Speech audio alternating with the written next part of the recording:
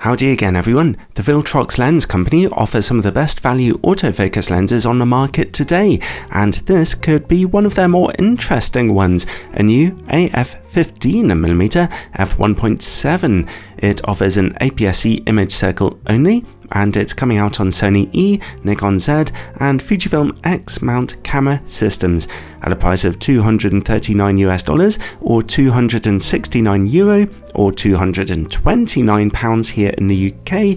It's not the very cheapest lens Viltrox have ever made, but if it's any good, then its interesting parameters could make it a great value little proposition. And for the first 5 days this is on sale, there'll be a 5% discount apparently.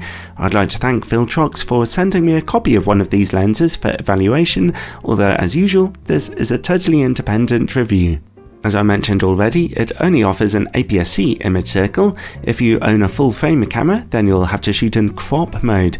That's actually a little more coverage than I expected on full frame here, as you can see though.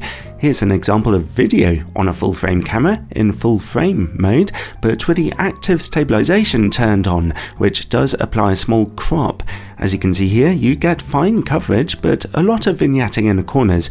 Crop in just a little further in post, as I do here though, correct the excess vignetting, and bingo, you've got a usefully wide angle here with a bright aperture for some almost full frame vlogging. Anyway, enough fooling around on full frame cameras. This lens is primarily designed, of course, for APS-C shooting, where its field of view makes it the full frame equivalent of about 23mm. That's a lovely wide angle, enough to add just a touch of drama to your image, and that bright aperture of f1.7 is useful for shooting indoors, in darker conditions, or even for getting somewhat out of focus backgrounds, especially when you shoot a little closer to your subject at the brightest aperture. 15 years ago, I would have done almost anything to have a lens like this available on the APS-C digital SLR cameras I was shooting with at the time, especially at such a low price, but then again, this is exactly the sort of wide angle I personally really love shooting at. Anyway, the lens itself. The lens's construction is dead simple, but it doesn't feel too low quality. Although it weighs under 170 grams, it does feel solid enough in your hand. It's based on a metal lens mount with a USB-C port for firmware updates, but there's no weather sealing here. Then comes the lens's only control point, a plastic focus ring, which turns extremely smoothly. The lens's manual focus response was reasonably precise, although not lightning fast. As you can see here, the lens suffers from a moderate amount of focus breathing. For a wide-angle optic, that's not really such a big deal. The lens's autofocus motor works accurately, with an almost silent whirring sound, and it's pretty quick too, whether you're shooting in autofocus still or continuous mode. The lens has a 58mm filter thread, and it comes with a small plastic lens hood. It does not feature image stabilization. Overall though, considering the lens's low price, the build quality here is absolutely fine. So let's take a look at image quality. I'll be testing it today on a Sony A7C-R in its 26MP APS-C crop mode.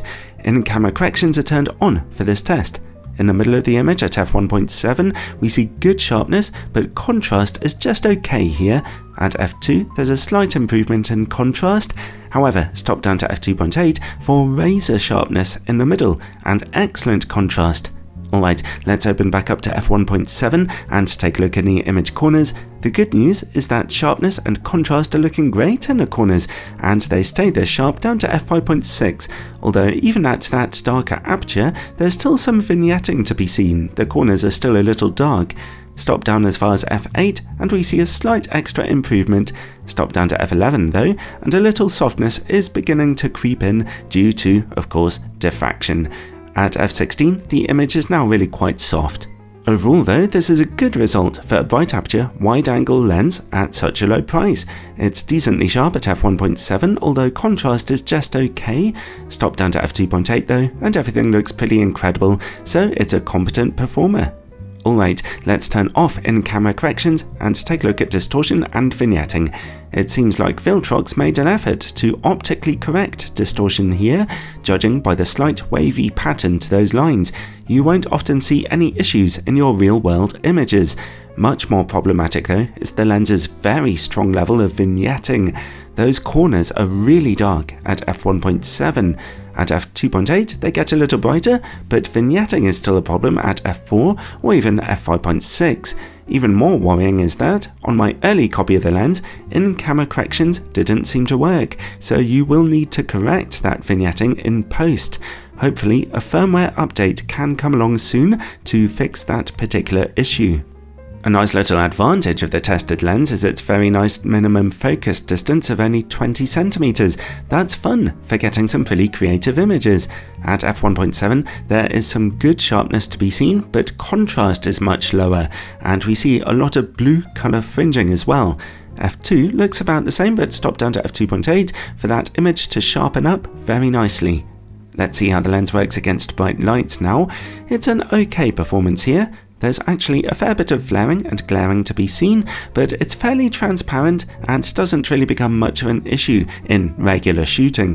While we're working in the dark, let's take a look for coma and sun stars. At f1.7, there's only a hint of coma smearing to be seen on bright points of light. Stop down to f2.8 and it's totally gone. Impressive. Let's zoom out then and look for sun stars. Only at f11 are they beginning to emerge. Stop down to f16 and they get quite big though. Next, let's take a look at the quality of this lens's bokeh. Everything seems all present and correct here. Out of focus backgrounds look nice and smooth in nearly all situations. Nice. And finally, related to bokeh comes longitudinal chromatic aberration. There's certainly some to be seen here at f1.7, it's still there at f2 and f2.8, and there's even a little left over at f4, but finally at f5.6 it's gone. Overall, this Viltrox lens had slightly more challenging parameters for its designers than other low-budget optics. A lens as wide as this with such a bright aperture would have been difficult for them to design, but Viltrox have actually done a very nice job. It's decently sharp at f1.7 and brilliantly sharp when stopped down a little. It has smooth bokeh, a close minimum focus shooting distance, and low coma smearing. I just wish those in-camera corrections worked better. Perhaps a future firmware update might fix that. Anyway, considering the lens's low price, this thing certainly comes recommended, and I can imagine it making itself very useful for a lot of photographers on a lower budget, and even for some with a bit more money in their pockets too.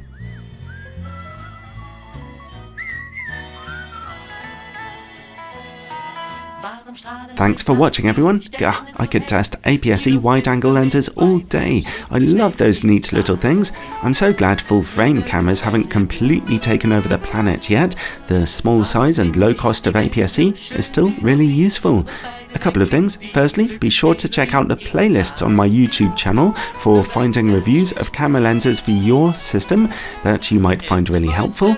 Secondly, if you watch these reviews often and you'd like to play a part in keeping these sponsorship-free videos coming, then do check out my Patreon page or channel memberships. Supporters get all kinds of exclusive bonus content that I like to put together for them, as well as a warm, fuzzy feeling deep inside for helping to keep things trucking on over here in the test lab. Ciao for now, everyone.